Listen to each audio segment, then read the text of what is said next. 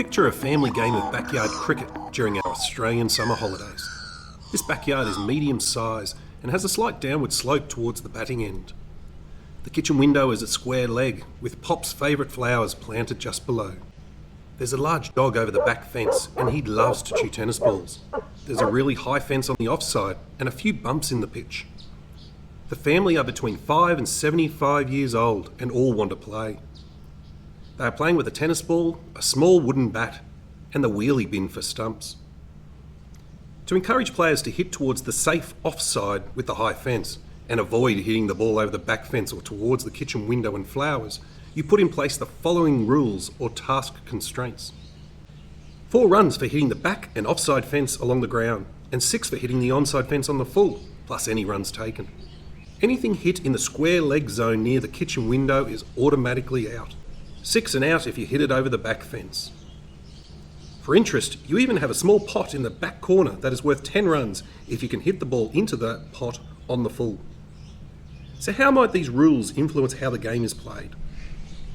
Well, to answer this, we need to consider how these task constraints, or game rules, and the environmental constraints of playing under the hot Australian sun, on the sloping and bumping pitch, and various obstacles, and the individual constraints of the different age, height, and experience of the players all interact to produce the different behaviours.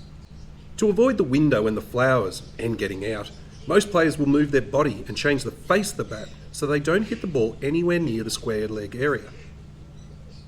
Batters are also likely to hit the ball straight along the ground, so it can go to the back fence, but not over it.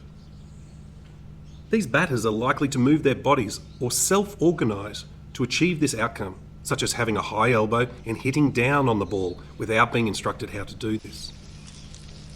Because the safest part of the field is on the offside, batters will likely open up their bodies so they can hit the ball high and hard towards the fence. Here they are using the task and environmental constraints they perceive to influence how they act. However, because this is an enticing place to hit, the fielders are also likely to stand there trying to catch the batter out. So they too perceive these same task and environmental constraints and respond to the batter's actions in a way to increase their chances of getting the batter out. Then through their actions and movement of the fielders, it might encourage the batters to rethink their shot and hit the ball along the ground away from these fielders or to a different part of the field altogether. So as you can see, this interactive and cyclical process between what a player perceives and how they act, and then these actions of what the opponent sees and therefore how they act, is known as perception-action coupling. In the same way, the bowlers will generate more speed bowling down the slope and may aim for bumps in the pitch so the ball moves in unpredictable ways. This will make it harder for the batters and give them less time to react, so they play a rush shot with less control. To prevent this, the batter may move to the ball before it hits the bump. This may encourage the bowler to bowl fuller at the stumps. So again, this perception-action coupling process continues. Importantly, many of these cues perceived and actions taken will depend on the individual. For example, the less mobile players might look around for the closest boundary to hit so they don't need to run at all. Less experienced players might get a couple of chances before being given out. Perhaps bowlers bowl underarm or a bit slower and loopier, making it easier to hit.